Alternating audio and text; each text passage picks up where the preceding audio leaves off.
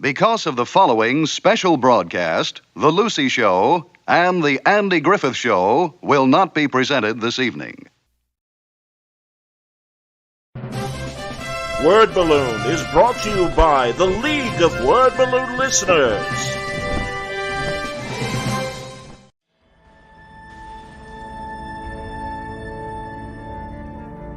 That's, me kind of doing a very light take on the version of Batman I was raised by, which is sort of post Neil Adams take, which he was doing the year I was born. Neil Adams was redefining the character kind of in the cracks and corners of DC when he was first a cover artist on a lot of the Batman books in the late 60s, and then once they gave him sort of the run of the place, his look, he kind of exaggerated even more with the lighting and the grandeur, the way he would exaggerate the figure form, the length of the ears, the length of the cape. A lot of it was just sort of aesthetics. He wasn't really changing the costume per se. I tried to illustrate what Adams did with a sense of maybe somewhat photo exacting kind of take on it, while also kind of avoiding some of the comic book tropes of the glowing white eyes, which I was always having a problem with as a kid, thinking about like how the mask is pretty much on his face like it's makeup. Like it's as close to the skin as you can get the way it was drawn by everybody, Adams included. And if that's the case, there's no room to hide the eyelashes for the human being wearing this mask. So basically just his natural eyes showing, but you can hide that in shadow.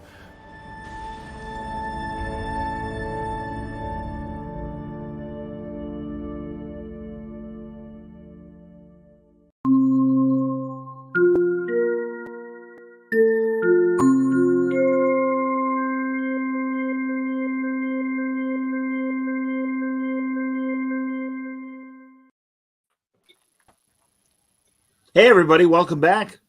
Time again for another Trek Watch. We are at the two-part wrap-up to Season 4. This was Episode 9, The Inner Fight. And we now finally know the mystery behind the weird little ship. And I think a good surprise. I'm looking forward to Episode 10. We got Franco, we got Mitch, we got Wayne. I gotta say I liked this episode enough. I'll have little squibbles, but I'd give it an 8. Oh, an 8? Yeah, 8 out of 10. Yeah. So normally we do out of 5. If you want to do 3 out of 4, or 4 out of 5, or 8 out of 10. I'm going to give it 4 ducks out of 5 stars. I'm going to go that route. Plus with helmets, I would imagine. We were talking about 5 out of 7. 5 out of 7? I'm going to give it a thumbs up. By the way, such a Canadian rating. Yeah, I'd out of 7, I'd give it 5. All right, sure you would. Fantastic, excellent. And now let's all watch some Canadian football with the Rough Riders playing against the Rough Riders. Rough Riders. Not anymore. Oh, really? What's the new name? It's the Red Blacks. Why did Rough Riders offend someone? You have the Saskatchewan Rough Riders. The what? I don't even know what sport this is. We had the Ottawa Rough Riders and the Saskatchewan Rough Riders. They had 2 teams in the Canadian Football League that their mascots were both the Rough Riders. And no, the names were both the Rough Riders, not the mascots. Oh, excuse me, but as Martin Short would say, you'd watch a Canadian sports telecast, and from the inflection, you knew Rough Riders 7, Rough Riders 0, and you knew which team was which. So which kills me. But yeah, that's just classic. Sorry, Wayne. We love you. We love you, Wayne. That's funny. There's a million things he can make fun of Americans about. But yeah, I always love that about Canadian football. I love that the new name is the Red Blacks. The Red Blacks. Because like checkers. No, it's because the guy that owns the name refuses to let it go. The Red Blacks or the Rough Riders? The Rough Riders. That's like saying like the Rama Vulcans. I don't know. I don't know. It's weird. Oh well, yeah.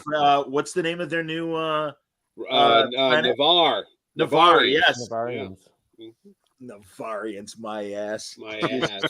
I hate that so much. It's like, of course you screwed up the Romulans, the Vulcans. Why wouldn't you? And your kids would cancel you like my kids do around the house when I call teams by their old names.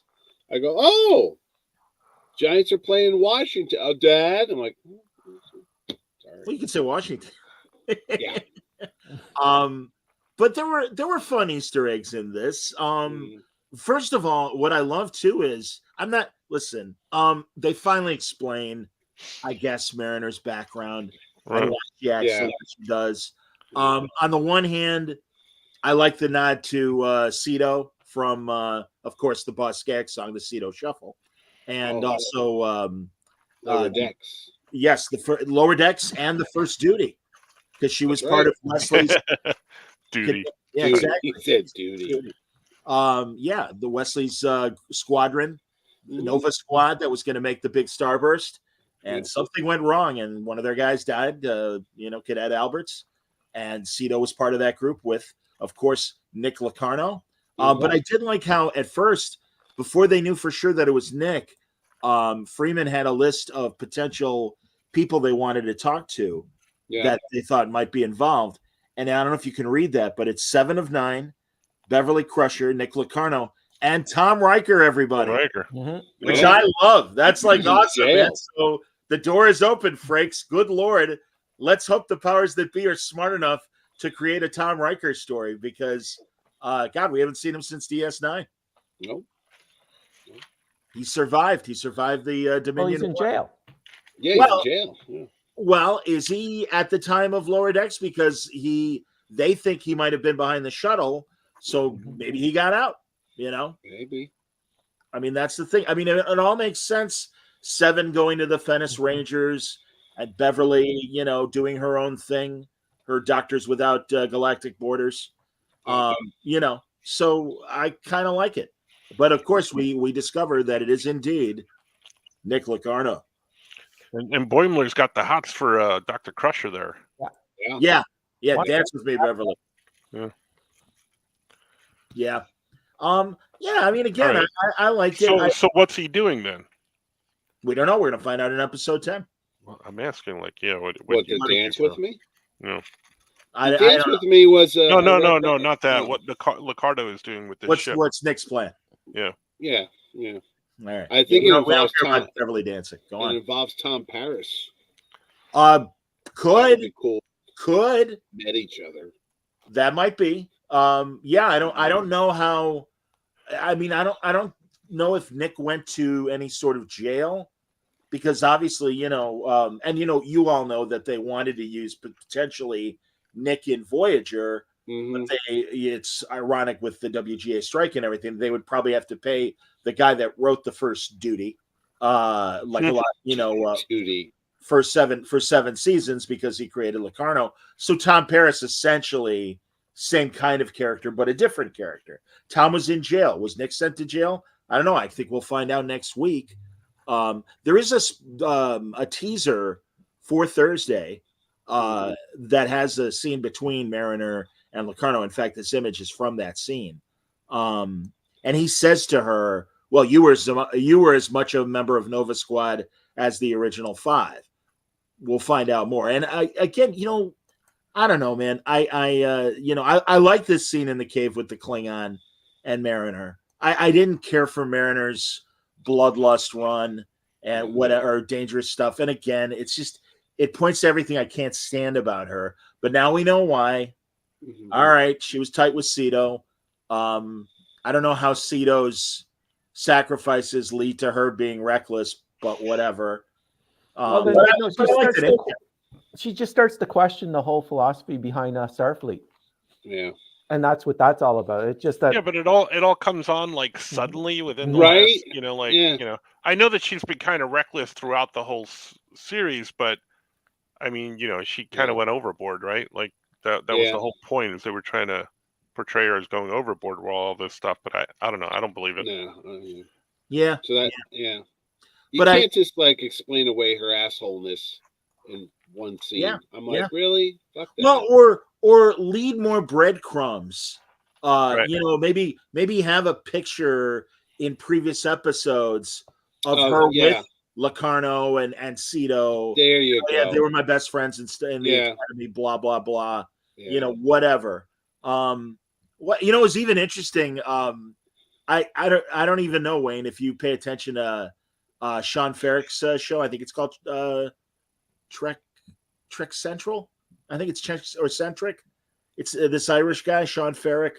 And he's always positive about it. And he didn't like it because he's like, it doesn't make sense from a timeline standpoint, because it would make Mariner really old if she was a cadet during the Next Generation, prime time. So, I don't know. I mean, unless she was some prodigy in the same way that Wesley was. I don't know. I thought she's just been such a screw up. She never really moved up in ranks. So she's like that 20-year-old kid that's in the 6th grade. It's like, what the fuck? Or she's like Ben Finney from Court Martial, where he never made it to captain, and he's still like a junior officer of some sort. Yeah. She was going to be on that other show, 21 Jump Street, I think. Oh, yeah. She could have been undercover. Totally. Yeah. I don't buy it. I was like, that's it. I liked the interrogation scene at Mudd's. I like that it's Mudd's. Oh, yeah. And the implication maybe Harry Mudd's kid owns a bar or something like that. But the best was seeing Baylock. Yeah. That was funny. That was cool. That was very, very funny. And also, I'm sorry, you always got to appreciate when a little person is being manhandled. And boy. There we go. Even Shax. Yeah. What are you doing? Come on, he's a puppet. No, he's not a puppet. I have to admit that was kind of funny too. Yeah, that was funny. Oh, thank you. All right, Carrie knows when I was talking about Trek Culture is the name of Sean Ferrick's show. And Don Lenzo wants to know regarding Canadian football. He says the Venice Rangers. It's the Venice Rangers, but do they play the Rough Riders? Probably. Sure. 7 of 9's the quarterback. Sure. But yeah, that's the thing. I honestly thought there was some funny things in there. I like the idea. God, it still sounds like maybe there were only a handful of survivors from all those ships that Locarno's ship attacked. Well, I don't think they attacked. It just it sounded like what he did was offered the officers a chance to run their own ships, because it's all the senior officers that are on the planet. I thought we saw those ships blow up, though. No, they got absorbed, like when V'ger did it to the Star Trek, the Klingon ship. Okay, that's why I thought of it. I didn't think they got. Well, I don't know. No, the crew got like transported out. There was like a flash. Yes. Well, we see that. We see that now. At least some of them did. Yeah, but I don't know. Yeah, no. It sounds like, because with the Klingons, they just sent down the captain of the ship. But the ship still survived. Right. Well, that's then he goes back on the ship and he breaks into it with his bare hands through the hull. Yeah. But that was the ship that was only, I believe, from this episode that was pursuing Locarno's ship, rather than the previous episodes of everyone getting. But again, that was my episode. I could be wrong. I'm slightly confused. All these people on the planet were from those ships. Basically. Yeah. That's what I assumed, but I didn't know. Maybe I didn't pick it up when I was watching it. I understand, because that's the thing with Lower Decks. You wouldn't think you'd have to hang on every word, but there are times when you almost do. Right. And I thought they said in the previous episode that the ships, the destruction was faked. Yeah. Oh. Yeah, I had heard that. I heard that in a previous episode that the ships that were destroyed or supposedly destroyed, it was all faked. How come we don't have Major Barrett going last time on Lower Decks, and we have a little clip sequence, kind of informing us of all that stuff? So shame on you, Mike McMahon. Didn't she give up the rights to her voice so they could do it forever? Yeah, I'm sure she did. Well, we heard her on Picard season 3. She's still the voice of the computer there. There is a new woman that is the new computer voice on all the shows. But I thought she I think you're back right. when she recorded a phonetic alphabet, like James Earl Jones and stuff like that. Yep, I'm reasonably certain you are correct. I know Bonnie Gordon does the voices on like Prodigy. And I think also Lower Decks. Yep. No, it would make sense that she did. But yeah, I like I said, I thought it was good enough. Did everyone like it enough? Or yeah, except for the, the marinara parts. Well, yeah, again, I mean, all right, and so now maybe should they get a 5th season? Because I don't know if that's concrete or not that they are going to get a 5th season. But yeah, maybe she'll finally be a little more normal. I mean, I think slowly with the additions of characters like the Vulcan woman and also more attention to the other 3, and even they have challenged her where they're like, oh, maybe you're done bossing people. She's like, I don't boss people around. Yeah, whatever, boss. See you later, boss. That was even in one of the trailers. So I do think they're kind of trying to soften her a little bit, but whatever. I mean, Boimler's a little more self-assured. I was going to say, do you think they wrote this because they thought this might be it, so they're going to wrap it up and like, oh, by the way, this is the character arc for 4 years, and this is the big finale next week, and that's it. I hope so, because I'd hate to see any dangling plot lines that may not get covered. It really seems like with all these shows, the one thing that were guaranteed were 2 seasons at least, and then performance would be judged. No, it would be a good finale story arc wise, because they started off as Lower Decks and they all got promoted this season, and then you get to find out her whole character development, what motivates her, I guess. And it's kind of like, oh, this one scene explains everything. It's like young Indiana Jones in Last Crusade. It's like that one fucking day that he was out there with his buddies looking for snakes in the cave, and that's where he gets his hat and he gets his whip and he gets a scar in his chest, and you find out about his dad. All that happened in one afternoon with it, and his fear for snakes. And it's so convenient. That was a heck of an afternoon, right? Oh. None of that happens to me. I just sit home and wait for the mailman. Charming. Get junk mail. I guess we'll see how it wraps up. But again, I gotta say they have done a good job with their season-long plots. I thought the thing with the Texas class starships last year was very good. From the start, I was intrigued by this idea of what was happening with this mystery ship. Also, another character that has grown, especially this season and last season, Tendi. Tendi is really kind of embracing her Orion badassness, for a lack of a better word. But yeah, I like that because that last very short trek where she's just like, well, don't you see? We all stood on your shoulders and you walked so we could run. And it's just like, shut up, Tendi. Go away with your friendship is magic BS. I'm sorry, I don't like that about you. I don't mind that she's enthusiastic. And there are times that her and Rutherford's enthusiasm is funny. But yeah, it was just like, hey, I'm getting diabetes just watching you. Please stop being so saccharine. And that's why it was like, I actually rewatched the DS9 episode because a friend is like, all right, I'm trying to watch Lower Decks. I'm not crazy about what I'm seeing. Can you give me some good episodes? And I'm like, shockingly, yes, I can. And I said the DS9 one is one I would recommend to watch. The one where they show all the different Lower Decks on all the different ships. I thought that was a decent episode. That's good. Yeah. So I forget what the third one was. If you guys had to recommend Lower Decks and like a single episode, can you think of episodes that you would recommend? Like, don't watch the first season at all. Well, I hear you, but again, I'm looking for something maybe to recommend.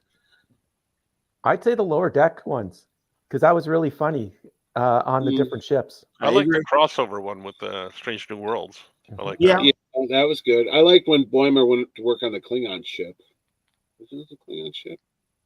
Or maybe but again, this brings up the question for me, and I've said this before, that there's 4 seasons of this now. And the first couple seasons were real trash to me, and a lot of people, from what I understand, across the universe. But how was it that it got to season 3 and 4, if something like Prodigy isn't making it there. I know the number of episodes per season is a big factor too, but in today's day and age, that getting to 4 seasons is surprising to me. But also, on the other hand, I also think that the show is getting better with each season. Like I didn't I didn't want to watch season 1 and 2. They were awful. They were god awful. Watching them for the show, just like I watched the Orville, it just wasn't working for me. But I do have to say that they're getting better. Well, I have an answer, but if you guys want to give your thoughts, I'll wait, obviously. I think they put an order in for 4 seasons, and they had to honor that contract because Paramount Plus needed something to pad that schedule. That's what I was thinking. That's along the lines of where I was thinking. Wayne, you want to add anything? And with Prodigy, because they went, I think, like 19 or 20 episodes, that's like 2 seasons. Yep. So they already had 2 seasons of Prodigy done. Yeah, I think the reason why they're not sticking with Prodigy, I agree with Wayne. They made 20 episodes. They saw the numbers. I don't know if they also judged the Nickelodeon numbers as well, but whatever the numbers were, they decided it wasn't enough to continue. I also think that there was an initial philosophy regarding Paramount and Star Trek that they wanted new Star Trek 50 weeks out of the year for the first couple, once they got going with the other shows and things that, all right, we want to go a full year where, people are getting a lot of Star Trek. Well, obviously economics have changed. And now they see maybe they were still hoping for more subscribers as they were offering this much Star Trek content. Now the financial realities are there, and moving forward, we are going to get less. And that's why, despite the encouragement of doing more seasons of Lower Decks, now Mike McMahon is like, well, we hope we get a 5th season. Jury's still out. And that's why it's really important for people to watch this 4th season and share it with friends and get the buzz going. So that's my guess based on the information that I have and how they've been operating. Yeah, I don't know. Sounds plausible to me. I think they've overestimated the concept of subscriptions. Oh, 100%. Yeah. Well, that's being seen across the board with all subscription services. Yeah. Well, because they've just spread it out too thin for everybody. Yeah. Well, and again, I mean, that's like, it sounds like Warner's and Paramount, of the big studios, they're the ones that are most seriously in debt. And I had also heard from an insider that Paramount really wants to be sold to somebody. And, that they're having trouble finding suitors, perhaps because of their amount of debt. I don't know. I mean, they have shiny things like Mission Impossible and Star Trek. Oh, you think Disney will do a Star Wars, Star Trek crossover? That's when is the last time Paramount got sold? Like how many years ago? Well, when Redstone had both CBS and Viacom. Yeah, and Viacom was Paramount. Then he split them in that era when everyone else was putting their shit together. So I don't know if that counts. I mean, prior to that, I don't know who Redstone bought Paramount from. I would it was Gulf and West. Wasn't Gulf and Western? Yeah, for years that was it. No, the reason why I say that is because it's kind of related and it's not. That the stockholders the other day, Hasbro released their Q3 result and it was really bad. And the guy, I think he was a Canadian. I blame Wayne for He's a Rough Rider. Yeah. So what happened is this guy acquired the Hasbro Corporation years ago, and it was like $4 billion. And he says, "Oh, we have this IP, and we're going to go into the movie business." And they're like, "No, we make toys. That's what we do. We're like, Santa's elves." No. We have G.I. Joe. We have Transformers. We have this, that. We're going to start making movies. And the guy was nuts. He was like, "I want to be a Hollywood producer." So they put all this money into becoming a big entertainment company. And they did a couple movies. They did the Transformers and they did the G.I. Joe and stuff. Yeah. But overall, it didn't work. And it was $4 billion. And I just read that they're selling it off for like $500 million right now. and it's some crazy number. And I'm like, wait a minute, you paid $4 billion, and then you got so much debt, and it didn't come through in the last 3 or 4 years. You're struggling, and you're gonna like wholesale it for like a nothing. And that's what I was just thinking when you said Paramount. I'm like, all these big companies in the last 4 or 5 years all got into this streaming services and online, and everybody was going to be billionaires, and it's going to be great. And Disney bought Marvel, and Disney bought Star Wars, and everybody was soaking up all this IP. And at the end of the day, they're all looking at each other now, going, "What the fuck do we spend all that money on? We're right back where we started." Yeah. There's been no breakthrough. Netflix, I saw, was going to start making brick and mortar stores. I'm like, wait, wasn't that called Blockbuster? What the fuck's going on here? We're going backwards here now, The grand experiment is not working like they planned it. What are they gonna open up in their brick and mortar store? What are they gonna put VHS tapes in there? No, I have no idea, because Blockbuster's not even selling enough. Blockbuster. Best Buy's not selling digital. Yeah, they're getting out of the physical media. Physical media business. Yeah, Best Buy's getting out of the physical media business. It's crazy. It's like, what is actually happening? I don't know right now. I don't know. Huh. But I mean, what else is Paramount producing right now other than Star Trek? What other Yellowstone? Good Wife? Yellowstone, Mission Impossible, Tulsa. Yellowstone's a weird thing, though, dude, because I see it on the Paramount Network. I've seen it on Peacock. I've seen it on CBS now. What does he do? Shop that thing around to anybody? Yes, they licensed to buy it. They licensed Peacock, or they licensed Yellowstone to Peacock, and that's still going on. Right. And then I would assume, with the actor strike still going on, they've got the content. I mean, they got 4 seasons. It's on CBS every Sunday night. Yeah, 2 episodes every Sunday night. And I mean, come on, why not? Kevin Costner, but it's like there's no need. Why not? There's no need to be dedicated to one of these streaming services. I wouldn't be surprised if Star Trek, any of these shows start popping up somewhere like Netflix in about a year or 2. I do think. Well, there's first of all, much like them licensing the Star Trek movies to HBO for like 6 months. I don't know how long the Peacock deal is or was.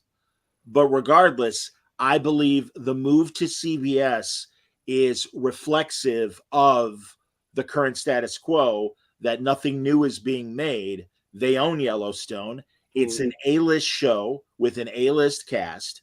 And like I was saying, who would turn down a Kevin Costner-led Western soap opera? I think it makes a lot of sense for. And isn't it also on season 4 or 5, and they're showing season 1 on? Right. On no, CBS, they're at the right? beginning. Yeah, they're at the beginning. Yeah. So it's like basically they put their own show in syndication, basically. Right. Yeah.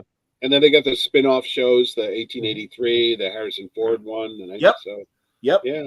But I mean, to their credit, they've got some big names behind that show. Yeah. No, I think it. Again, why not? And frankly, I'm surprised that Disney or ABC isn't showing more Disney Plus shows. I thought so too. Yeah. Again, because, and that's why, God, they've been meeting, and apparently the actors and the studios and AI is being discussed. So that's good. At least they're discussing the key issue. And I would hope that residuals are part of that discussion as well. But that's why I believe that the networks were probably fairly confident that they could wait out the rest of the year. And now that we are getting to November, and this is naturally when a lot of shows that are in network production would take a hiatus for Thanksgiving and the Christmas season and come back and start making shit again in January. So again, I figured with what they had at their streamers, these bigger companies that also have over-the-air networks, that's how long they could survive. We'll see. Yeah, they're going in different directions. I think they're basically throwing things at the wall to see what sticks, because I've noticed that Dancing with the Stars, which was huge for years and years, is now only streaming on Disney. They don't even have it on ABC anymore. It's live it's live on Disney, so you can see it when it's live there. And it's not on ABC. I thought I read an article that, again, because of the strike, it is back on ABC. That may be, but I don't think so. I think it's just streaming just on Disney. But yeah, I'm not sure. I could be wrong on that one. These networks have less and less actual original programming. I mean, it's all talent shows and sporting events and stuff. I mean, that's really all it's come down to. Well, that's what happened in like the last writer's strike. That's when all the reality TV just ballooned. Yep, it's true. And game shows were a big thing. Like Who Wants to Be a Millionaire became a big thing, and Survivor. I'm like, what the hell is this? I know a couple of years ago too.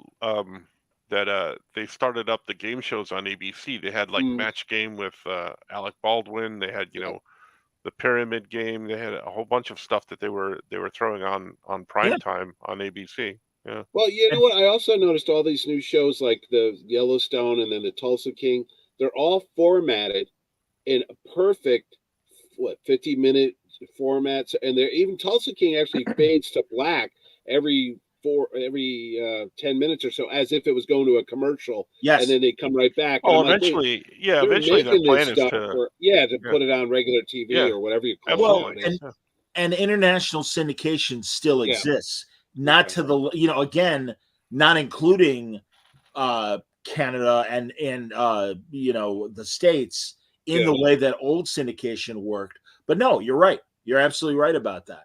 And what about this like situation comedy? That's just CBS is the only one out there that still makes like half-hour comedy shows, because that's like a dinosaur now too. Remember when we were kids that everybody had a half-hour show? I think they all still have them. There's just not as many, because I know ABC has that that elementary show, Abbott Elementary, which was supposed to premiere in September, October, but they pulled it so they can stretch it all out. They're going to premiere it like, probably April, May or something like that, whatever they're doing. But I've noticed that there's a lot less situation comedies on these I noticed that too. Platforms, yeah. But I know last season, NBC had things like American Automobile or Auto with Anna Gassmeyer. And Night Court. We had the Night Court, So, it's not just, it isn't just CBS. But no, you're right. I mean, the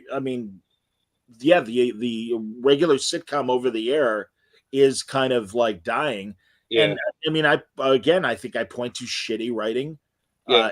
I forget who I was talking to. I forget what their example was of the worst like sitcom in the last 10 or 20 years. And I'm like, Two Broke Girls. Oh God, yeah. Or the horrible. Oh, that lasted what, 7, 8 seasons? 5 seasons or whatever. I love that show. I watched it all the time with the sound off. That's great. Who's doing exactly? It does not surprise me. I got to be honest with you. Yeah. No, and I like the blonde, Beth, whatever her name was. No, the other one's from Kat Danning. Kat Danning. Yeah. I sorry. I don't know. She's just loud and obnoxious, and I'm like, yeah, right, whatever. Oh, she's not Nanny. Yeah. No, it's so weird though. I mean, there was president. Watch it. No, there were so many like Nickelodeon shows. My kids used to watch. There was like kids shows and stuff. I'm just amazed. You would think because of all these different channels now that writers would be going to town and there'd be like shows everywhere and actors, but now it's pulling back. It's cheaper to do game shows. Less content, less new original stuff like Star Trek. Honestly, what other big Quantum Leap's going? What other big sci-fi shows are there? Sci-Fi Channel still a thing anymore? Is that making any new? Oh no, I mean, I'm waiting for the second season of The Ark, which I loved the first season. Is that a Canadian show? Chucky's doing well.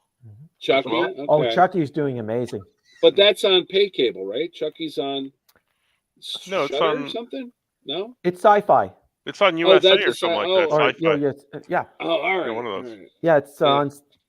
Yeah, it's on Showcase up here. I swear, nowadays I'm like, I don't know what the hell anything's on now. So. Well, and honestly, we're about to enter November, and my God, For All Mankind is coming back. Yep. This has nothing to do with our show, but I love the Julia Child Max show, and that's coming back in November. Gigantic Jeff told me that. And I wonder if they still do sweeps. Remember when we were kids, they did sweeps like May, November, and February. Sure. That's when they adjusted. I don't know if that even exists anymore. They always watch TV, right? How do they tell advertisers how much to? Well, that's what they still do it. No. They still do sweeps. Yeah, okay. November and May are still very important, and February to a minor degree. But those are the times where that's where the big programming happens. and they, give the advertisers those numbers, and that's what justifies the amount of money for commercials. Are you getting ads on your Amazon Prime during Star Trek? Because mine stopped. Mine just because the whole show just runs now. I don't have any ads anymore for Trek. Sure. That was weird. It's like some weeks you would have commercials, some weeks you wouldn't. Now it's just like, here. Well, I've been watching. Giving up. Here's the show. Well, Peacock Network. You know what's funny? They make you watch 200 seconds. It seems like forever. Right, 2 minutes. Ads in the beginning, and then you can watch whatever you want without an ad. It's like, oh, dude, fucking turn it on. Something came up the other day. I forgot what I was watching, but it came up, and we were sitting down to have dinner, and we just put on. I'm like, Saturday Night Live. I haven't watched this in a while, and I turned it on, and they had the cold open, and then when they went to commercial, a commercial came up that said, "Would you like to watch 2 minutes of ads, or do you want to watch an interactive 30-second ad instead?" And then no ads anymore, or something like that, which was really weird because that never came up before. So I'm like, now they're gonna find out all about me. But exactly, that's Peacock, obviously. Yeah. Okay. It was Peacock or Hulu. I think it might have been Hulu. That's interesting. And I forgot if SNL is on Hulu. I don't think it's on Hulu, is it? No, it's on. The new one, the rerun of the one that was just on or something like that. Don't have it on. I have live TV with Hulu. Naturally, it would be. Oh, I see. Because I was going to say naturally it would be on Peacock streaming. It's NBC, yeah. But if you're getting live Hulu, exactly. But if you're getting live Hulu, where that's part of your live TV thing, I don't know how those rules work. It's bizarre. I just never seen that ad before come up like that. So. No, because one of the guys here works for. Do you have Spectrum Cable out there? Is that a thing in the Midwest? We're aware of it. Well, it's out here, and the thing of it is, they had a fight with Disney, so they were blocking any of the ABC channels for a while. So they negotiated the deal. So now we have ABC and that, but we don't have FX anymore. Which I'm like, wait, FX is part of Disney? I don't know. Yeah, because of Fox. Yeah, because Fox. Right. So the guy that I know that works, he goes, yeah, now I have to watch What We Do in the Shadows. I have to watch it on Hulu instead of FX. I'm like, this is so insane now. It's like, who the hell? What channel? What? I think I know the answer. Happy Days was on at 8:00 on Tuesday. That's all I remember. It's 8:00. Laverne and Shirley was 8:30, and now it's like. Well, I think I know the answer to that question about why What We Do in the Shadows is only on Hulu on FX. It's on FX, but not carried by all the stations, because I think Disney tried to, or wants to, make a plan to specifically section out its more adult content, and they're putting that on Hulu. And so you got to pay extra now for that if you want it. So I think it comes with your Hulu subscription. So if you want more adult content from Disney, you'll get it on Hulu. If you want like Disney content, you'll get it on Disney. And if you want sports, you'll get it on ESPN or some such thing like that. No, that's it. That's it. But also, 10 years from now, it's going to be interesting if cable survives as it exists now. Does it become more a la carte? Because what Mitch was describing is your classic cable argument with a given network. And I mean, this has happened before with Time Warner and FX when Fox was still independent from Disney, and other deals between cable companies and networks. Because I remember when Les Moonves was still running CBS, he was really mad because CBS funded the production of CSI, and obviously ran commercials to make their money back. Meanwhile, reruns of CSI were performing almost as well on USA, and without the cost of making the show. And Les Moonves is like, that's not fair. Like they pretty much make almost the same profit we do without the expense of making the show. They should get charged more by cable providers because, as opposed to all of us paying the same amount or whatever that we have to be on there. And it's like, all right, obviously Les Moonves is not the greatest guy in the world and rightfully canceled. But that said, it's like, the guy's got a point. That's the problem. These new technologies happen, and all the companies are dealing with rules that were established in the old technology days. Right. I mean, literally, I had Jeff Loeb on yesterday, and that's something he and I discussed and everything. I'm like, I remember us talking when the writer's strike was happening in 2006 and 7. And I'm like, I want to know what you think of this stuff because, you've got the perspective of both strikes and a longtime WGA member and everything. And it's that's the problem. These strikes happen because there's a new evolution in technology, and the current written agreement doesn't cover that new technology. And of course, all the studios that use the new technology are like, whoa, what's the problem? Oh, whatever. And it's like, well, you still got to pay us a fair wage. So going back to Star Trek, so the Paramount parent company, if they want to make before you do that, what? They're really beating that horse to death because I think I saw an ad for NCIS or something Australia. Or something. Yeah, I saw that. Yeah, NCIS Sydney. I'm like, really? We care about that now? Who's the host? I mean, Paul Hogan's dead. Crocodile. No, he's not dead. He's still alive. Oh, is he still alive? I thought he was. He is. No, I break him off on my Australian buddy. Hey, let's murder, mate. Look, that's a knife. Heroes. But go ahead. Sorry, Mitch. I know. I saw CSI Sydney too. No, but I'm just sitting there. I just always hear these. Oh, Star Trek 4 might happen. Chris Pine. I think that ship has sailed. They just don't want to come out and say it unless these guys are under contract to do a fourth movie. But it's been like 6 years now. I think 7 years since the last. No, it's even been 7 years. 2016. Yeah, all right, 7 years. Yeah, you're right. Yeah, because COVID years don't count as like one giant year. Because I thought of it because I saw Zach Quinto on the picket line, and I was like, oh, look, it's Zachary Quinto. He was Star Trek movie Spock, and now we have Peck, who's the TV Spock again. And I'm like, wait a minute, if they wanted to make a big movie, like they did, The Mandalorian, they've got like all these Star Wars shows, and they said they want to make a big budget motion picture with the Mandalorian and Boba Fett and Ahsoka. Yeah. I'm like, Paramount, they wouldn't know where the fuck to start with. I mean, if you made a big budget movie, would you bring in Anson Mount and Gregory Peck, and Ethan Peck, or would you just go to the old movie guys you bring had? Back an AI Gregory Peck. Well, I remember a while ago they had talked about a mini series on Paramount Plus of Trek that involved time travel, and that they would grab actors and characters of different eras. So conceivably, that could happen. There was also the thought of making Star Trek 4 with a completely different crew and not having the JJ crew there. So I mean, there's been a million theories. There was you mean a different ship, not even the Enterprise, just Star Trek. Talking about bringing Helmsworth in to the fourth one. Yeah, to play the dad. I remember that storyline. Yeah, right. I don't know, Mitch. It didn't get far enough for any real details. I mean, that was, I think, when Noah, the guy who made Legion and Hawley. Fargo. Noah Hawley. Yeah. Oh, all right. Where's Starlog magazine when you need it? No shit. I love that. Right? They used to know all this shit.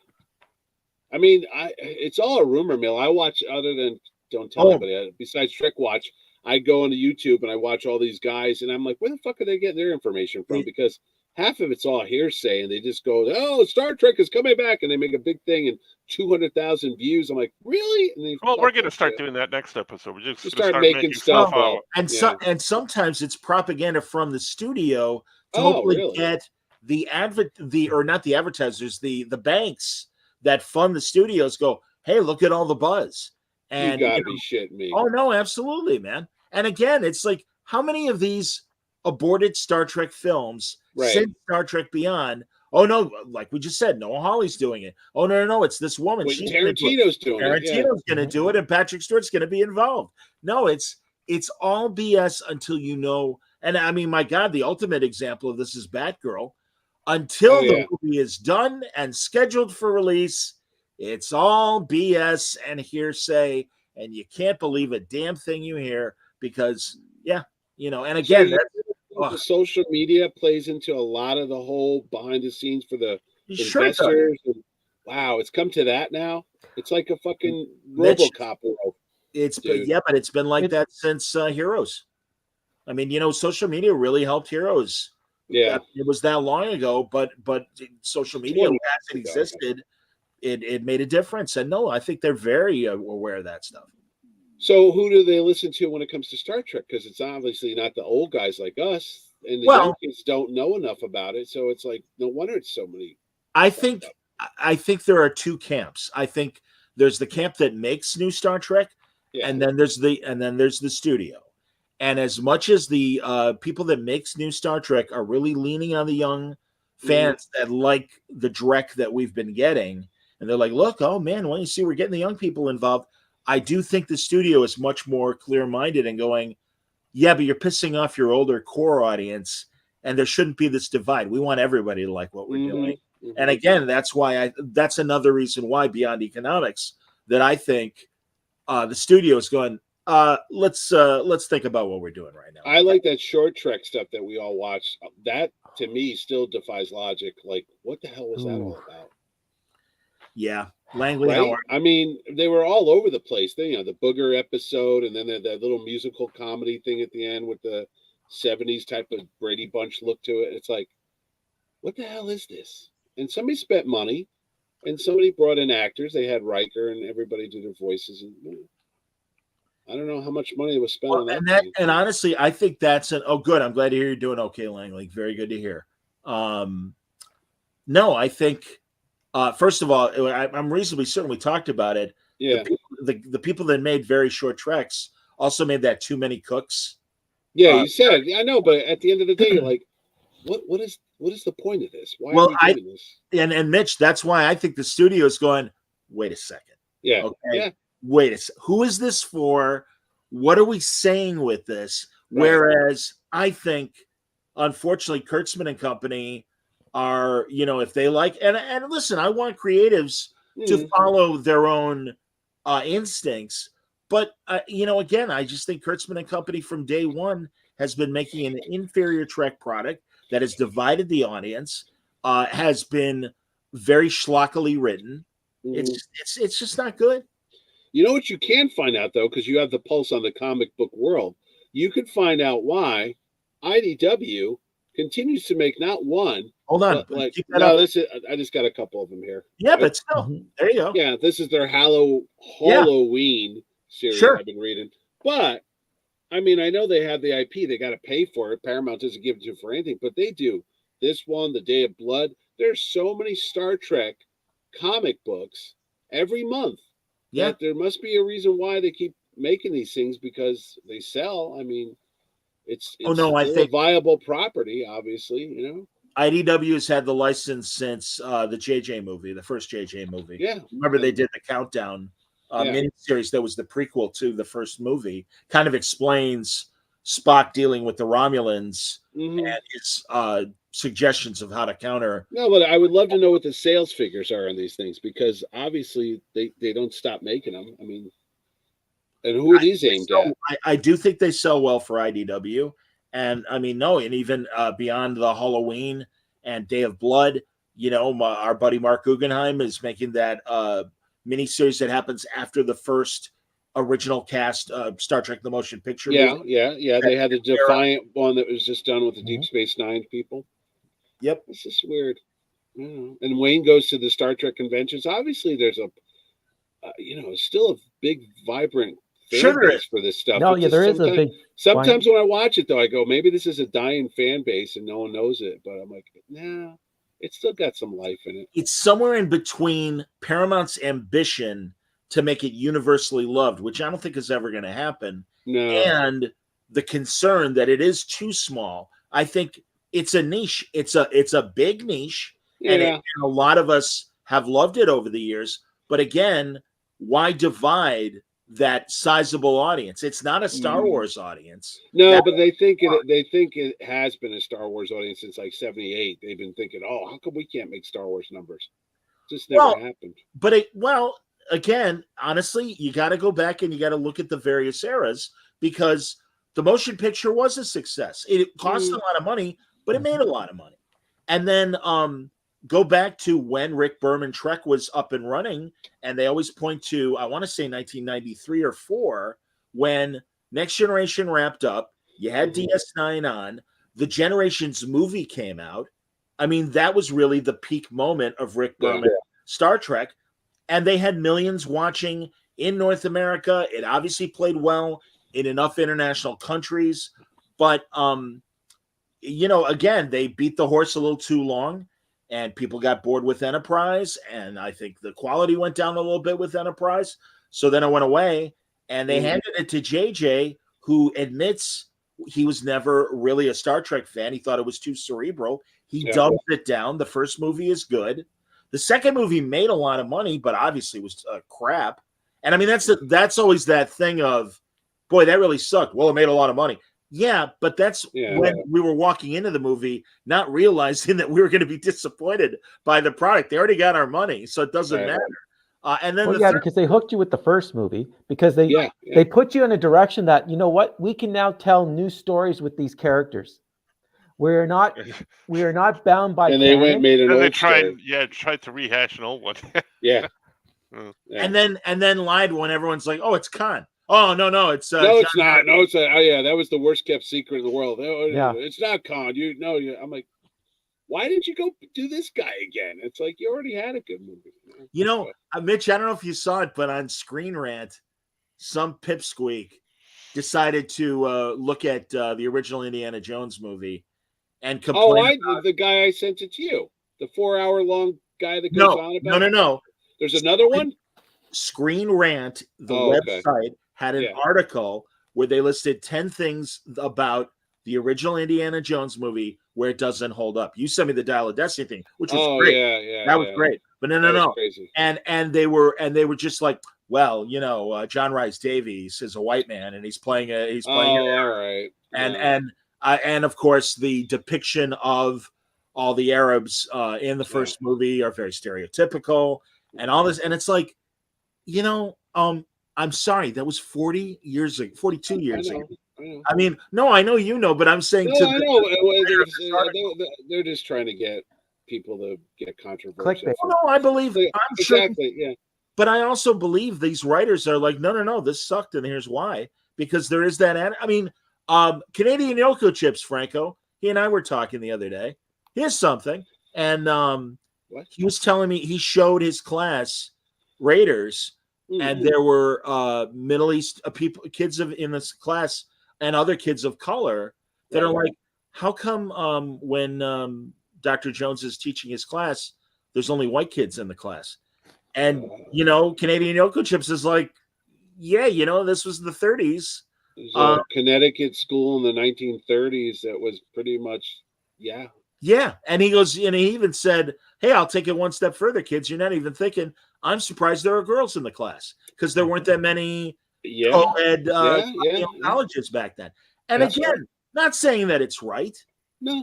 But again, it's like, all right, I don't look at those as documentaries, Well, you go back to what Mitch said at the very beginning of the program. His kids call him out when he calls the teams by the old name.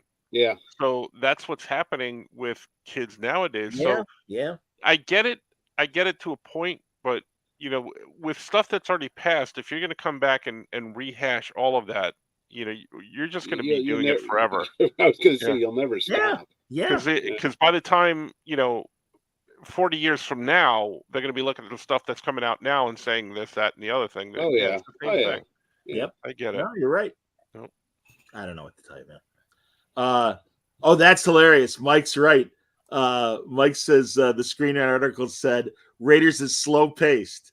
Raiders is too slow. Sure it is. All right. 2 hours, 2-hour runtime, nonstop action. Every 8 minutes there's I'm not going to get into it. Don't bait me, motherfucker.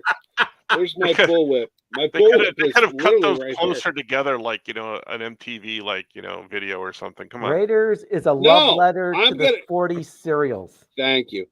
And 30s. Here's the thing. My kid, do you guys know what Red Zone is? It's a sports thing, so I don't know if you guys might know this. But we go to this it's actually an old mental asylum that's now a bar.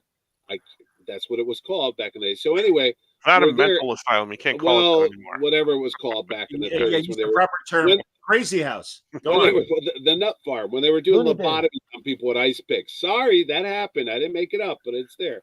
And ice baths and all that shit. So anyway, the screen's on, and I was watching the Giants and the Jet game.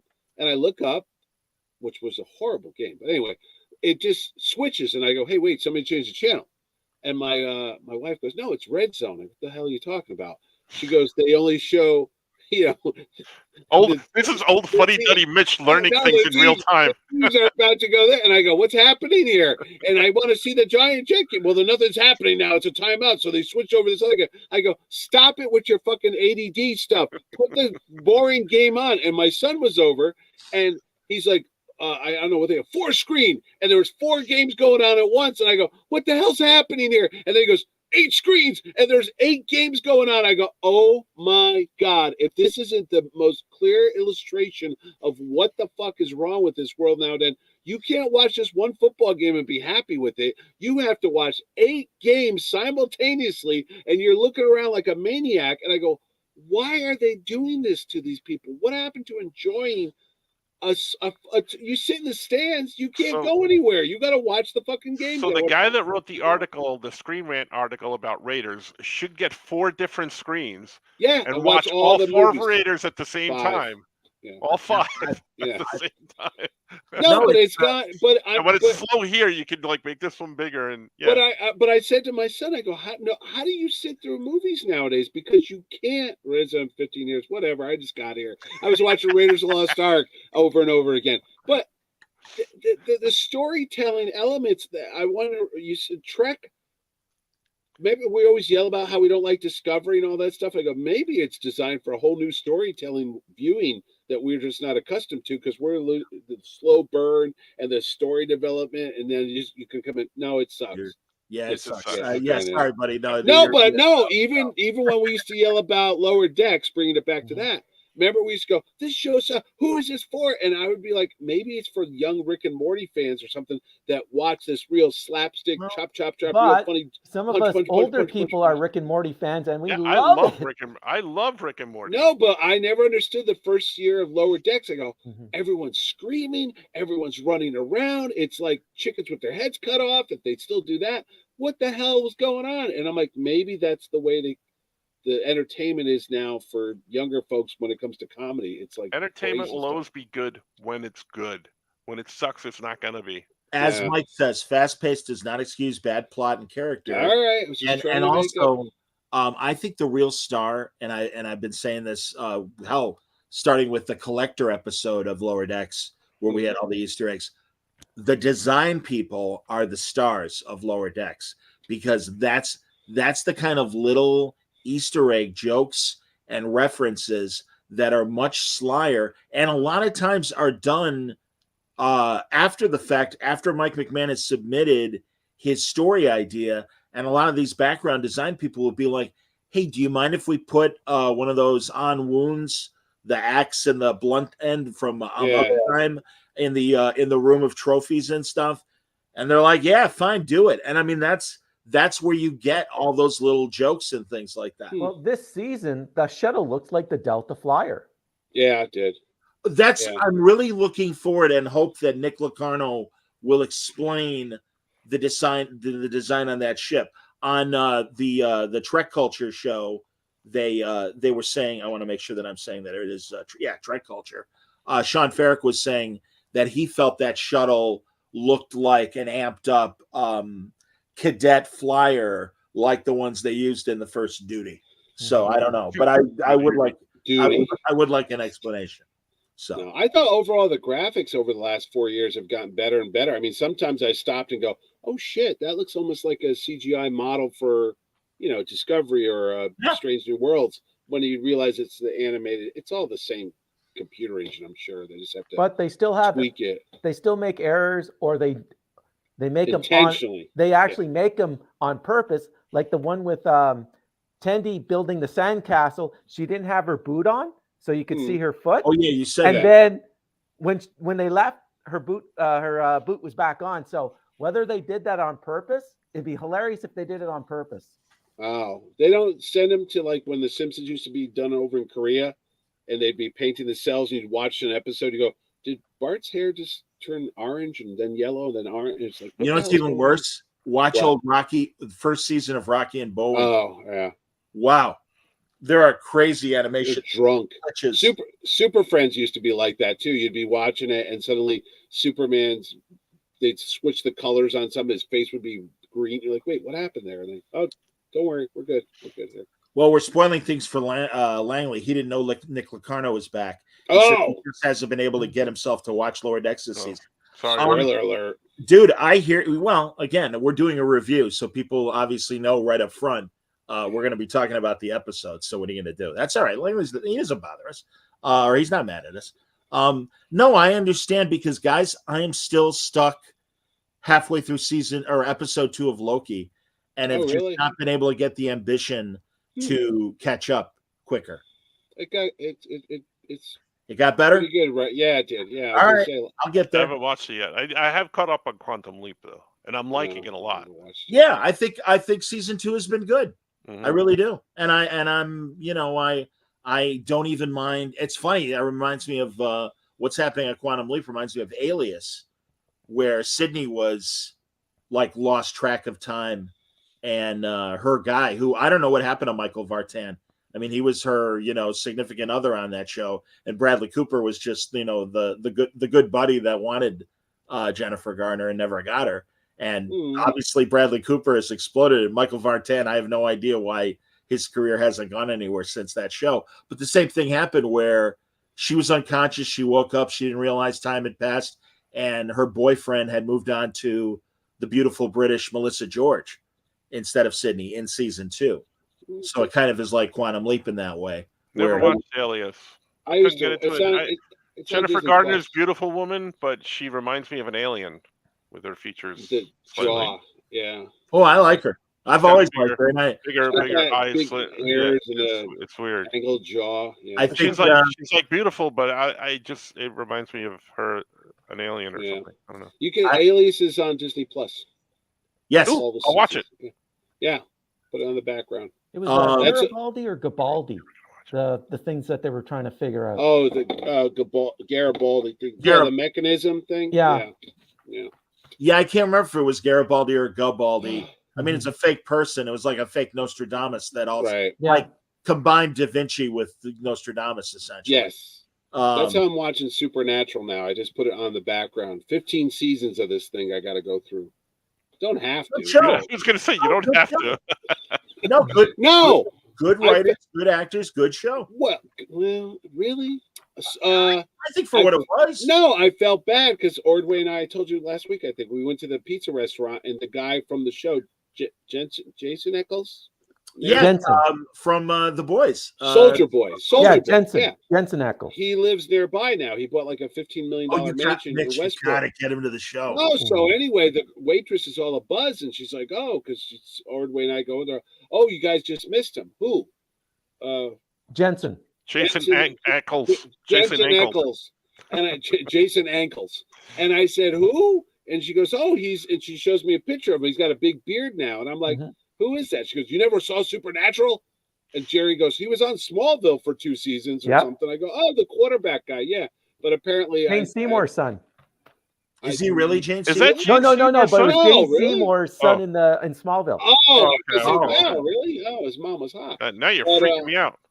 Oh. No, so he lives nearby, and I never saw the show. That means he left Texas. No, the other guy's Walker, Texas Ranger. No, but they both lived in like the Dallas area. Well, he lives here now, Wayne. Come on down. We'll go get pizza with him. But he lives nearby, and she said he might remember me because he proposed to me. What? He lives nearby in what? I'm sorry, Mitch. He would have a pizza with his wife and 2 kids, and he lives up the road at this huge mansion right next to Roger Daltrey's mother's house. Actually, anyway, I never saw Supernatural. The Nostradamus guy was Milo Rambaldi. And both Mike and Langley wanted us to know that. I appreciate that. Mike says Loki is fine. Yeah, but it doesn't feel like a show about Marvel. It's like an American studio trying to do a Doctor Who type show. It is very Doctor Who this year. I'll give him that. And by the way, also coming back at the end of November, Doctor Who on Disney Plus. Very excited for that. With Neil Patrick Harris as the Celestial Toymaker, which was a first Doctor villain.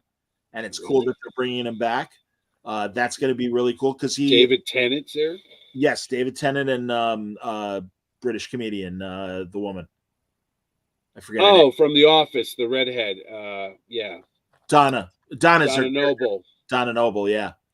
The Peanut Gallery will give me the name, but yeah, I'm excited. Langley is excited for Doctor Who on Disney Plus. Yes, you know, Catherine Tate. Thank you, Mike. Catherine Tate. Yep. Yes, Catherine Tate. She's no Michelle Gomez. She is no Michelle Gomez. Who is? She's no Billy Billy Piper. Come on. I like Jenna Coleman.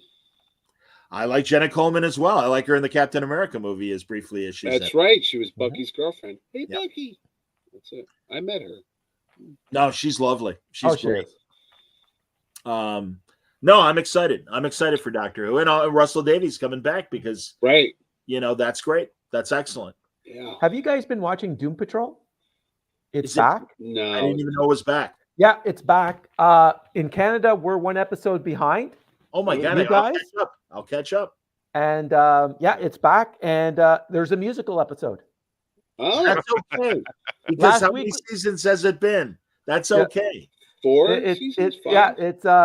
There's last week's episode was a musical episode.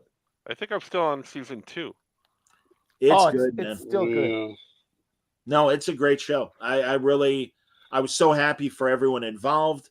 I was so happy for Kupperberg because even a couple of his Doom Patrol 70s characters even made appearances and stuff. I just saw Paul on Saturday. I saw he had the superpowers. The figures. Yeah, he picked it. Someone dropped it off for him at our store, and he was there. Yeah, Judo Master, Peacemaker, and Vigilante. Yeah. Paul, Michael Jan Friedman, and Gregory Thorne are all doing prose superhero short stories in a book that Mike makes, and the next volume is coming out. They're kickstarting it and stuff. And Mike's like, "Hey, can we get that guys on?" I'm like, "Of course." So, this is interesting. Mike has a recommendation. Tom Brevoort's blog article on what Russell T Davies did to make the 2005 Doctor Who reboot work. And I know that Tom and Dan Slott have had encounters. Yeah, and have had encounters with Davies and Stephen Moffat as well. Yeah. So no. That's in fact, Slott's got a Doctor Who graphic novel came out. Maybe it's out now. It is out. It's going to, yeah. Oh, it's out. From Titan Books. Yeah, Titan Books. That's it. He's a huge Doctor Who guy. Yeah, long in the making, and it's a David Tennant, Martha Jones story. Oh, the main story is a David, and I think the backup is Christopher Eccleston and Billy Piper. Oh, he was my favorite. I like Christopher. Oh, he was great. Sure, he was. No, he was. One and done. That's funny. Langley says the only good thing to come out of the original DC Universe app was Doom Patrol dwarfs. He says Doom Patrol, which dwarfs Titans, in his opinion. Yeah, Titans is kind of. It had nuggets of like, this might be good, but then it would fall apart. You're like, what the hell? To me, it leaned too much. Still on season 3 of Titans. It leaned too much into the horror for me. Yeah, it did. Oh my God, the first episode when they cut Audrey from Twin Peaks' throat. She was Raven's mom. Yep. I was going to watch that this weekend. What's the girl from Two Moon Junction? Sherilyn Fenn. Correct. Yeah, that's correct. Zalman King. Yeah. Red Shoe Diaries guy. I'm still 2 episodes behind on. Yes, I'm still 2 episodes behind on Gen V, but I'm loving it. Yeah, I went back to that. I don't know. I really love it. I think it's a great. Wayne likes it. I just can't. Dude, I don't Especially while we're waiting for whenever the next season of The Boys is. It's like, all right, I'm not gonna spoil something for you, but as a guy, when I watch this show, and Franco could attest to this, when you watch a man's penis explode like a fucking firework, that's it. I was like watching the prostate exams years ago when Reagan was president, and they were showing what they had to do to his wiener. And they were like, we're going to insert like this pipe cleaner through the urethra, and we're going to scrape all the barnacles off of that fucker. And I was like screaming as a kid. Everybody enjoy your dinner. So when I was watching episode 4, I believe it is, of, or maybe 5 of Gen V. Yeah. This kid's pecker starts getting bigger, and then it fucking pops like a balloon. Nightmares. No, I was going to watch that later. But I have to give Gen V credit because it will make me viscerally react where things like that happen, and I literally do this I hope so. like whoa, and I'm like, I cannot think of the last thing I watched. You rewound it physically. I'm gonna wait till all the episodes are out and then get like 10 televisions and watch all 10 all episodes at once. At one time. All at once, yeah. That's just like Red Zone. And we're gonna call it the Gen V zone. Ozymandias from Watchmen. That's right. That's how we watch all those TV. Yeah. Like, yeah, what's the problem, man? I do that all the time. God. Red Zone. All right. Oh man. Langley says the entire boys universe continues to get better and better as opposed to having diminishing returns. I completely agree. That's what I was saying, Langley. I don't know if you watch, but really, and Mitch, I really appreciated our discussion about what you find uncomfortable about Gen V. I do. Yeah. For teenagers, I thought that was great. I mean, hey man, again, I come from sports radio. We can do. We don't have to all universally just go. Yeah, Lower Decks sucked this week. How you doing? Thanks a lot for watching, everybody. No. And then I saw the story. It got better with the hero's brother, who they broke out of. Sam. Whatever. Yeah. I'm not going to ruin it, but he's a good actor. There's very good There's good characters. There's good actors on the show. But man, some of the graphic stuff. You already ruined it because now I'm gonna watch his penises. I think. It just takes me out of it. I just go, holy shit! Did I just see that? And then I go, and then my first reaction is, who's watching this? Because God knows I wouldn't want my teenage kids watching. Are you watching this on the screens at that bar? You're not watching. No, I'm not at. Oh my God! Red Zone Gen V. We should be. I'm going to bring that up. See, you can't. How am I going to bring that up in conversation at the pizza restaurant? Oh, did you see Soldier Boy was in the episode with the guy's penis exploded? Spoilers. Yeah. He hasn't seen it yet. What the hell? Sorry, man, but yeah. You can't say the story content in public. They'll haul you away. You'll be I mean, I'm just trying to safeguard Francis, but I can't. And seriously, Mitch, I loved that. That was so great. And again, that's why another reason why to get Jensen Ackles to the show. He is so. I mean, really, just even having. Oh, I love him. I love him on that show. I model my life after him when he's walking around with the blow and the hookers and I laugh my ass off because I always go when people go, "Oh, you're such a nice guy," and "Oh, you do all these shows and convention. You're like Uncle Mitch. Everyone loves you." And I go, I would love the reality show to come on, and it's behind the scenes, and it's like. Fucking cigars and blow and hookers. Side of Uncle Mitch. There's like empty bottles everywhere. Like, I gotta get. I'm sure your wife has a lot to say about what happened. Oh yeah. She's telling me to go hang out with you all week. Stop just sitting on the couch. I'm like, I'm watching a man's penis explode. What are you doing, woman? I'm in the red zone. And then she comes down and. I watched this new Jennifer Lawrence movie last night. That's a whole other story we'll talk about off air. But I saw Five Nights at Freddy's. I started watching that. I got like 40 minutes into it and I turned it off. But apparently it's like the #1 movie this week. Where is that on? Yeah, Peacock. Oh boy. It's at the Speaking theater. of cock. No, it's on Peacock for free. I know it's Peacock down for you guys. It's at the theater for me. Which is another thing that doesn't make sense. It made $80 million at the box office, but I think you could download Peacock for free, or unless you got to pay $5, you could watch first run movies. I guess. Don't watch TV nowadays. I do. Oh no, the theater was. You're not a kid. Oh, because that's a kid video game. I had it was the voice of kind of. Five Nights at Freddy's. No, it's a horror movie based in like a Chuck E. Cheese place, but it was designed originally for little kids, and then it's over the top. But it's a little. It's designed graphic. It's not quite Doom. It's bananas. It's a little below Doom, but it's more of a horror game. Yeah. Okay.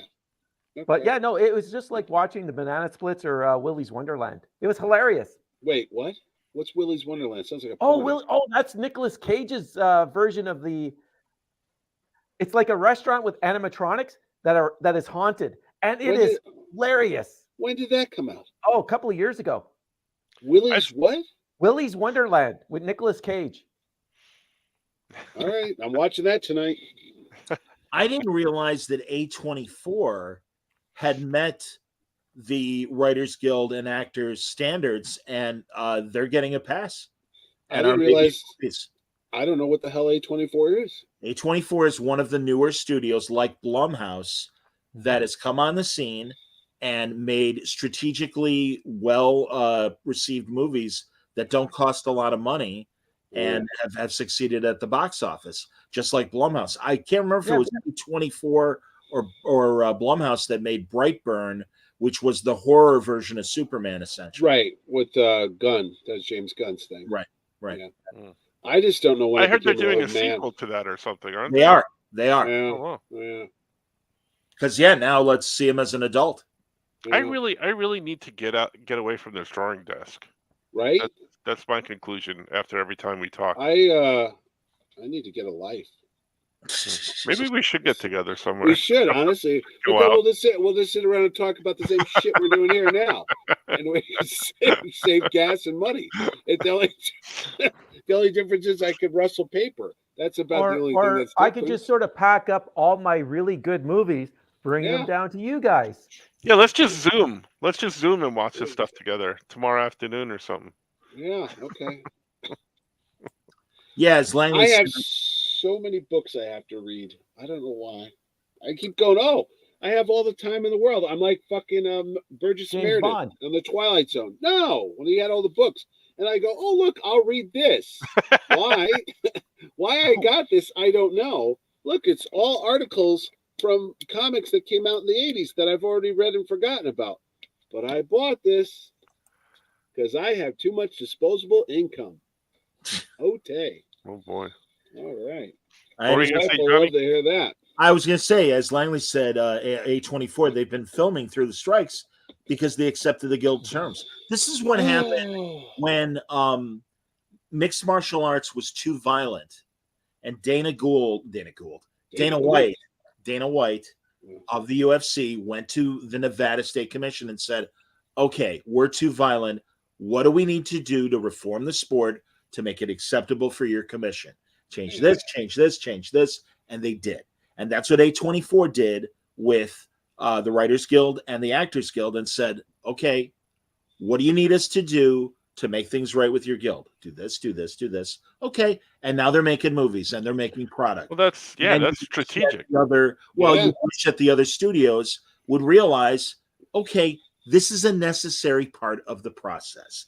Rather than just be jerks, let's all talk, explain to us what we need. And again, I don't give them a pass, but as I've said in previous weeks, Amazon is Walmart online. Yeah. Apple is a tech company. They got into the film and TV business as a side business. They didn't know what they were getting into. I'm not excusing them, but I do understand. The old guard studios, though, nope, our way or the highway. Well, good luck, because you're not going to break the actors. And I'm glad that they're back at the negotiation table. And I do think they will reach a reasonable settlement on both sides. Yes. Compromise is not in their vocabulary, but it should be. Eventually it is. Well, it's just, there's been other pig-headedness. Yeah, there's been other strikes and they've come to terms. Mm-hmm. And until the next technology where the hell with the virtual reality goggles, they're just going to beam the story into our brains directly and stuff. Oh, I hope so. Until that happens, that's the next. That's what I can. That's all I can see as the next. I could watch 15 years of Supernatural just like hitting a button. I'd do it tomorrow. And I told you the first 5 seasons, and then it's 10 years of they just. You have all that disposable income. Go get a few more TVs. You watch a whole bunch of different seasons at one time. I have an extra TV over here. We don't even watch that one. Any other, Patrick? I haven't read or bought on Audible Patrick Stewart's autobiography yet. I don't even know if it's technically out yet. No. It's out. Making It So. Yeah, it's not about needles. Didn't he talk shit about Tom Hardy in one of those things? Oh yeah. He said he wouldn't talk to him on set of Nemesis. Kept away from him. Yeah, he said he wouldn't really hang out with the rest of the cast. Tom Hardy. And it was really just staying in his trailer with his girlfriend and stuff. Yeah. The worst is it's in a Time magazine article with Patrick Stewart and a few other places. Patrick Stewart's alternate ending for Picard season 3 instead of the poker game. He wanted to be back at the vineyard and have some woman's voice be like, Jean-Luc, where are you? And that it wasn't necessarily going to be Laris. It wasn't necessarily going to be Beverly. It could be another woman, whatever. In fact, I think one account was his mom. No, it wasn't. Jean-Luc, come back. No, that's terrible. I'm sorry, everybody. They said that like maybe he wanted his actual wife to play the role or whatever. It's so fantastic because everyone's like, that would have sucked. Be quiet, Patrick. Shut up. You know what would have been a nice ending? What? If Renee was alive again and Robert.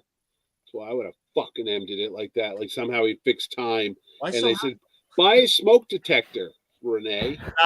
Nice. No, in the 23rd century, and they burn in a fire. He doesn't believe in technology. That's why they died. Exactly. They couldn't be there because their penises blew up. Oh, God. It was so vulgar. In the vineyard. Hey, are those grapes? Those aren't grapes. Oh, boy. Oh, my God. I'm All sorry. right, we went into interesting things. Oh, Langley goes, what wasn't Hardy on hard drugs like crack during the filming of Menace? Oh, I wish I was. I have no idea. I honestly, that's the first I've ever heard that. I honestly don't know. He was at New York Comic-Con. Wayne and I walked right by him. Tom Hardy said, "Hey, he's got a new comic coming out." He was right next to Sal I think, and Bill. Frank Thierry and who else was writing the book with him? Oh, fuck! They had a panel. Yeah, it's not Seeley. Frank Thierry and I forget who else. Well, as we all remember, Rosario Dawson had a comic book. Zachary Quinto had a comic book. I had a comic book. Yeah. Milo Ventimiglia from he Hero. did. I met a time something. I have that over here. Berserker, I believe it was called. No, that's Berserker's Keanu. Is that Keanu's? Keanu. Yeah. Ryan Smallman. Garden. What about? Who? Yeah. Oh, Ryan Smallman's the co-creator of Tom Hardy's book. Yeah, and Scott Snyder. Oh, that's Snyder. That's who it is. Yeah. Hey, good for them. I remember Jeremy Hahn worked on the Milo Ventimiglia book, and he was dating Hayden Panettiere from Heroes, the cheerleader. It's pronounced Hayden Planetarium. That's right. He observed a cell call between them. He was with Milo, and he got mad. He's like, "Oh, I got to break up with her. She's terrible." Yeah. And then, of course, she went on to heavyweight champion Vladimir Klitschko. That's right. So, yes, I interviewed him during New York Comic-Con when he was promoting that book. Oh, God. I remember that. Twice. Then he did a gangster show for TNT or TBS after that lasted like 2 episodes. It was all set in the 30s. Yeah, it was him and a bunch of other guys from Heroes. They were on a gangster show, like the Untouchables. Crashed and burned. It happens. So next week we get the last episode of Lower Decks, and then we don't do anything in the off season. If you guys want to relax, that's fine. But as I said, Doctor Who coming up for All Mankind. I don't know if you guys have Apple. I don't know which of you have Apple. I do. I have apples. They're in the fridge. Do you have Apple as well, Francis? I got some clementines too. We could talk about exploding penises. That's going to be the name of Spinal Tap's revival album. Go on. Did you know that a wasp crawls inside a fig and lays its eggs and then dies inside the fig? That's why the figs taste so good. And gets absorbed by the fig? I was like, what the fuck? Just learned that yesterday. Thanks, Internet. That's why they taste so good. Yeah. You have surpassed Joshua Fialkov with the amount of F-bombs you've dropped today. Really? If I get demonetized, I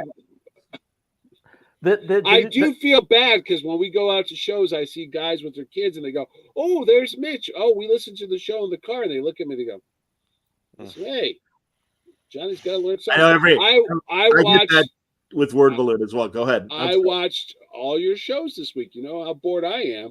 I watched Sal Abernathy. Clearly. Me and Wayne were the only ones on that one. And then, of course, millions of other people saw it, so I digress. And then I watched your Jeff Loeb one, and then you were talking to somebody else the other night. I was like, Ming and Taki? Was it Mike and Taki? No. Okay. I got to get off the internet because I'm sitting. Johnny, there going, you and I should do one so that these guys can chime in and watch it. I saw you and Franco did one a couple weeks ago. I did the Franco and Clanko one. Yeah, right, I saw it. I was observing in silence. But for F-bombs, you cannot beat Doom Patrol 2 weeks ago. Really? Boy. Ooh, challenge accepted. Every time they said it, you'd be in the hospital with alcohol poisoning. Okay. All right. Mike says, and I don't know when it starts, but I know Matt Fraction was working on it. Monarch. Oh, November. That's this month. November 10th or 11th. That's right. I can't wait to see that. All right. Yes. Well, Fraction was one of the writers on that show. Yeah. Looking forward to that one. Hopefully it's better than that movie. I don't know. Do we need a different title when it's not Trek Watch? Monster Ball. And exploding dicks. I certainly hope next week we do get a start date for Discovery. But I have no idea. I don't hope so. We just got. You know why I can't wait for it? Because every episode of Discovery we watch, we'll know will be one more episode closer to the finale, and that's what makes life worth living. But that's honestly, Mitch. As much as I hate on the show, as I honestly say every week, maybe I'll like the next one. And they've made all these comments that no, we hear you. It's going to be lighter in tone. It's going to be more episodic. Is it? Will it? Okay. Yeah. We're listening to you. Yeah. We'll focus more on other cast members. I'll believe it when I see it. I don't think so either, buddy. We'll find out how you can survive on top of a ship during warp. Yeah. Now that happened. Yeah, like she's surfing. The Red Angel, whatever the hell she was called. Well, that 5-minute scene that they teased us with. But yeah, Mike Jones says Kurt Russell and his son, who of course was Wyatt. He was Wyatt, U.S. agent, baby. Right. Playing the same character across different eras in that Monarch show. Very cool. That's right. Very, very cool. I like Wyatt Russell. I think he's a good actor. He was great as John, whatever his name is. John Walker. Thank you. The first time I saw him in the costume, he had that underbite. That weird, helmet. It looked weird, yeah. And that potato nose. He's got that potato nose, too. He looked really weird in that cowl. Mr. Ferguson from Up, somebody called him, because he looked like that old character, What Star Trek news I saw, Johnny? There's a Star Trek beer out there that I sent Wayne a picture of, something, a product of Canada. I don't know where. I'm sorry, Mitch. I meant to, and maybe before we close, if you guys don't mind hanging for a second. Where is that? That one panel cartoon that you sent us. Oh, the Halloween one? Yes. The vampires. Yes. What other spoiling? No, I'm trying to think what other tricks. I understand, but I want to show the image. It's an audio show, John. So I have to describe the show. Maybe wait till the image is up. You are correct about that. That is fair. He's not wrong. Or what? I'm sorry. Yeah, for the beer. I asked you if it was in Vulcan, Alberta. I was on one of my 8 screens when I was watching football and Star Trek and pornography. Vulcan all is of between it Calgary and Wait Lethbridge. for Mitch to tell me what I'm doing tomorrow as a spoiler, because I don't even know yet. I really. She literally said that tonight because I was sitting around. She goes, "Call your." It's like my mother. It's like literally call your friends, go outside, get some air. It's like I'm 57 years old. Did it snow for you guys? It snowed up here. We got a warning, but it didn't happen. Yeah, it's because you live near the North Pole, Wayne. Exactly. Santa's reindeers are in your backyard. Okay, here's the image Mitch sent a couple hours ago, which is very funny. Everybody, for Halloween. Okay, why don't you read it for the people? I was going to say, Uncle Don, want to read the funnies for the kids while listening to the radio? So yeah, 2 vampires. One has Kirk. Kirk looks like he's zombified. And the other one's got Spock. And he says to the other vampire, "Come over here. You got to try the green flavor." That's good. Oh, boy. I liked it. I laughed. I'm glad we stuck around the show for that one. We should credit offthemark.com. Mark Paris. Yes. So thank you, Mark. Not related to Tom. 2014 copyright. So good luck with that. Hope his career is working. So funny. 9 years. It's still funny. I'm trying to think. Did I see any Star Trek stuff? Star Trek comic books, yeah, and I don't know, novels. No, you know, we got the confirmation from Franco last week from his insider that Section 31 is still happening. Oh yeah, there you go. Mm-hmm. As of today.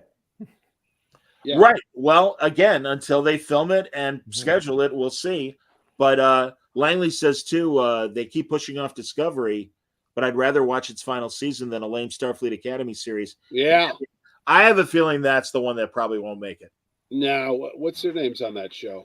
Franco's girlfriend. Tilly. Yeah. Tilly. Yeah. Not Meg Tilly either. Either one will be fine.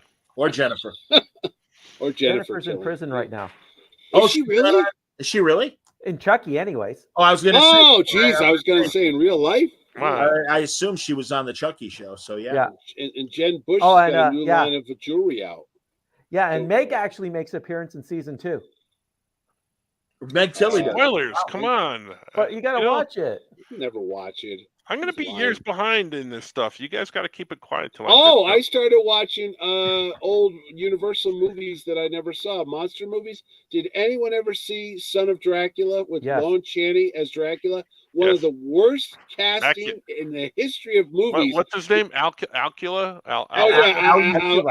Ackillard. Which is Dracula spelled backwards. It's like, how stupid can you be? The coffin shows up on a cart in the beginning, and this local doctor's looking at the letters on the thing. He's like, A-C. It's like watching an electric company or something. It's like, it says Dracula, but it's just spelled the other way. And they're like, oh. And then fucking Lon Chaney shows up, looks like Dr. Tongue, John Candy's character from the goddamn SCTV. And he's got this thin mustache, too fat to be a vampire. And he just shows up. Why is he too fat? Maybe he was gorging. He got a blood bank. Well, oh my God, because he's an alcoholic in real life. Lon Chaney was fucking drinking rubbing alcohol. Yes. And the thing of it is, you watch this movie, and it's just so bad, but it's actually not that bad because the story is like he kills this girl and she comes in and got a boyfriend. The ending's great, by the way. I'll ruin that for you too. But Lon Chaney Jr. should not have played fucking Dracula. Oh my God, it was painful. And he just shows up. You know what? Your wife is right. You need to get that. You need to get out of the house. Well, I wanted to watch. No, listen. I wanted to watch Daughter of Dracula. Because I was like, maybe there's like a Marvel universe. They're all connected. And so that's why I went and got Peacock, because Daughter of Dracula was on Peacock for free, because you got to go shopping around on all your streaming services, because I ain't paying fucking $3 to watch a shitty 80-year-old movie. So I got to watch it on Peacock. And then I got distracted by Five Nights at Freddy's. Which wasn't that Mitch, if you really want to watch an amazing Lon Chaney Jr. movie, watch Spider Baby. Oh, that's horrible. Oh, no, really? He sings the theme song. Yes. Oh, I got to. What year is that? Terrible. Oh, that's 60s. Yeah. Oh, I'm watching that. You have to watch it. Scared Stiff is on the agenda tonight. Martin and Lewis. Because like Amazon, once you start to watch certain movies, it starts recommending other movies. And I got past all these like. Oh, you get the smoking. You get two smoking hot women in Scared Stiff. You got Lisbeth Scott is the main support to them, and she's beautiful noir actress. And I'm blanking the one. She's in The Big Sleep with Bogart. She works at the bookstore. Dorothy Malone. You get young showgirl bodied Dorothy Malone. Yay! And you get Elizabeth Scott. You got two very beautiful women in Scared Stiff. She's no. What's that blonde? She's no Sybil Danning. Well, no. Who's Sybil Danning? If you ever watched earlier, was The Howling. Remember The Howling? Yes, of course. Oh, The Howling 2. No, she's in The Howling 2. Oh, okay. Sorry, don't get nuts. No, not The Howling. Yeah. Not to be confused with Wolfen, which was with Albert Finney, which is a very good movie, actually. And not to be confused for the fine TV show. Was it just called Wolf? Oh, with Chuck Jones? Yeah, with Chuck Connors. Would have been funnier with Chuck Jones. Chuck Jones was the Bugs Bunny guy. Chuck Connors, who played Janos Skorzeny. That was the name of the character, which is from fucking Night Stalker, the best TV movie ever made. Wasn't Dee Wallace in the first Howling? Yes. Yeah. Poor Dee Wallace, not with Why? us. She's not dead. I thought she died too. No, Well, she didn't die. I'm getting everybody wrong. She was just blackballed for a long time. I don't think she was blackballed either. Blackball. Yeah, she wasn't allowed in big Hollywood productions. I didn't know that. Who told you that? There's articles. How do you not know this stuff? You know, Dee Wallace. Yes, that's what I said. Yes. Okay. Oh, Wolf with Jack Nicholson. Yeah, that's true. That's another one. That's Mike. Yeah. That's where he pisses on the guy. Yeah, that's the Mike. Yeah, it's James Spader and Michelle Pfeiffer. That's right. Isn't Benicio del Toro in that one too? No, that's the one by Joe Johnston with Anthony Hopkins, and that was a remake of The Wolfman. Yeah, that's the Lon Chaney remake. Really bad. What the hell is going on? I need to get off the air. Wade's got X-rays. What is that? An X-ray? What is that? Sybil Danning. There's Sybil Danning. Oh, there's Sybil Danning. Whoa, got scared for a minute. All right. Franco's got a story about Sybil Danning that we can't say on the air. No. Yeah. I'm a fan. Oh, sorry, Wayne. Stop zooming in. You're freaking me out, man. It's like Dr. Tongue's 3D House of Wayne. That was a great show. Joe the best. The best. All right, we can be done. Well, thanks for coming. We were done an hour ago. No, Rick and Morty. You guys should be watching Rick and Morty. It's still good. Yeah, the new season is great. Completely. And you really don't notice the difference in the voices. I gotta catch up. Hold on a minute, real fast. Huh? They've announced a new Doctor Who spin-off show, which is set to premiere November 1st. It's a 6-part series that will reunite beloved classic doctors and their companions as they board a very special TARDIS and embark on a nostalgic journey through space and time. The duos include Margaret O'Brien and Peter Purvis. I don't know which companions those are. But Fraser Hines and Wendy Padbury, so that's Zoe and Jamie from the second Doctor. Yeah. Katie Manning and Daniel Anthony, that's third Doctor period. That's right. The fifth Doctor, Peter Davidson, and Tegan Javanka. Tegan, Colin Baker and Nicola Bryant, sixth Doctor. And Nicola Bryant. Yeah, no kidding. And Sylvester McCoy and Sophie Allred. So Ace Doctor and Ace. What is this? Set sail on the Love TARDIS? What is no, this? it's called Nurse What? Nurse What? Per the official synopsis, these Doctor Who legends step back into character and take a timey-wimey spin down memory lane. The duos will reflect on their adventures, discover something new, leaving fans with a brand new insight into the story of each timeless pair. The series is the first official new piece of content to be part of the newly formed Whoniverse, which is now the official name and dedicated for all shows within the Doctor Who universe. It will live exclusively on the BBC iPlayer. So is it? I don't know how we're going to be able to see it. To go buy that now? Yeah, I don't know. Yeah, bummer. All right, that's the 100th F bomb. This is going to be 50 Shades of Grey, 50 Shades of F bomb with Mitch Alec. If Mary Tam was alive, I'd watch it, but she's dead. Yes, she is. First Romana. Liz Sladen. She's gone too. Mike says Peter Purvis is one of the first Doctor companions. Yeah. And of course, yes, Langley, in time for the 60th anniversary. Mike says Disney Plus will have it. Oh, there you go. So that's good. Buy something new. Well, and he says, I think they might have recast the first Doctor. Well, that actor, David, I can't remember his last name, but he's in all the Simon David Hudnell. Hudnell. Yeah, he's in all the Simon Pegg, Edgar Wright movies, and was excellent as the first Doctor. And he's the groundskeeper in the Harry Potter movies. And he played Ricky Gervais's dad in Afterlife, who had Alzheimer's. That's a great show, by the way. Yep. He's have you ever 3 seasons Afterlife? Watch that, Ricky Gervais. I really want Sean Pertwee to put on a curly wig and play his father, because facially he looks just like him. Yeah, he really sounds like him too. Yes. Oh no, he could easily do it. And I know for the Big Finish audios, Fraser Hines, Jamie, the original Jamie for the second Doctor, could do a really good Patrick Troughton.